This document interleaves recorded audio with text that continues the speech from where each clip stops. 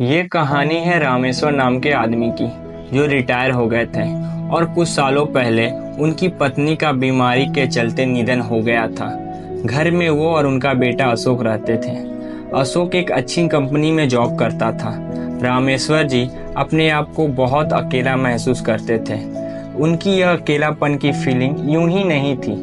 वो दिन भर घर पर अकेले रहते थे और शाम को जब उनका बेटा वापस लौटता तब लैपटॉप और मोबाइल में लगा रहता।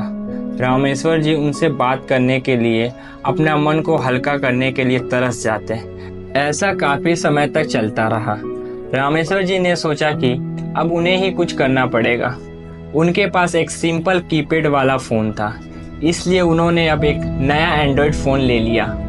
इस फ़ोन में उन्होंने अब सोशल मीडिया का यूज कैसे करना है वो सीखना शुरू कर दिए। शाम को जब उनका बेटा काम से घर आया तो उन्होंने कहा, बेटा मुझे ज़रा सोशल मीडिया कैसे इस्तेमाल करना है, सिखा दोगे? अशोक उस रोज़ थोड़ा चिढ़ा हुआ नज़र आ रहा था। उसने अपने पापा को कहा कि मैं यहाँ थक हार कर काम से लौटा हूँ और आपको कुछ नया सीखना है। मेरे बारे में नहीं सोचते कि थोड़ा आराम करने दो। रामेश्वर जी अपने बेटे की बातें सुनते रहे, कुछ ना बोल पाए। उन्हें अंदर से बहुत बुरा लग रहा था, लेकिन वो अपने आंसू रोक रहे थे। अगले दिन सुबह रामेश्वर जी ने अपने बेटे के लिए उसके मनपसंद नाश्ता बनाया। नाश्ता करते हुए बेटे का मूड अच्छा लग रहा था, इसलिए रामेश्वर जी ने फिर से उनसे कहा कि बेटा मैंने सोशल मीडिया का अकाउंट पड़ोसी के लड़के से बनवा लिया है।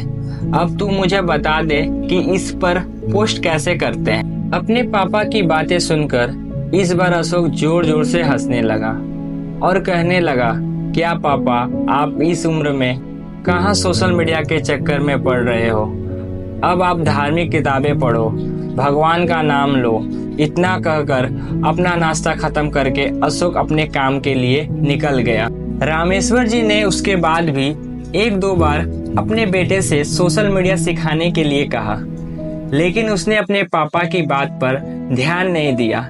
एक दिन रात को अशोक पानी पीने के लिए उठा तो उसने देखा कि उसके पापा के कमरे की लाइट चालू है।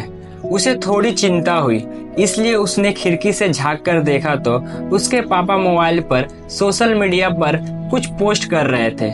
वो वहां से अपने रूम में चला गया और सो गया। अगले दिन सुबह अशोक ने जब सोशल मीडिया चेक किया तो वहां पे उसके पापा की फ्रेंड रिक्वेस्ट आई हुई थी। फ्रेंड रिक्वेस्ट एक्सेप्ट करने के बाद जब अशोक ने अपने पापा का अकाउंट चेक किया तो उसमें सबसे पहली पोस्ट जो थी उसमें उसी के बचपन की फोटो डाली हुई थी और लिखा हुआ था, हैप्पी बर्थडे बेटा।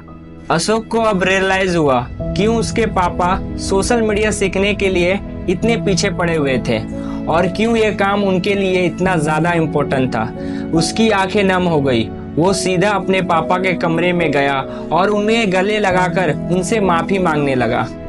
दोस्तों, हम उन चीजों को ज्यादा महत्व देते हैं जो कीमती है, लेकिन अनमोल चीजों को अनदेखा कर देते हैं। माँ बाप और बाकी रिश्ते, इनको कोई भी कितनी भी कीमत देकर कभी खरीद नहीं सकता, इसलिए इनकी वैल्यू करना जरूरी है। आपके विचार हमारे लिए महत्वपूर्ण है। अगर आपको यह कहानी पसंद आई तो लाइक करें, कमेंट करें, अपनी राय बताएं, शेयर करें अपने दोस्तों के साथ और हमारे साथ जुड़े रहने के लिए हमें फॉलो करें और सब्सक्राइब करें। मिलते हैं नेक्स्ट कहानी में। Take care.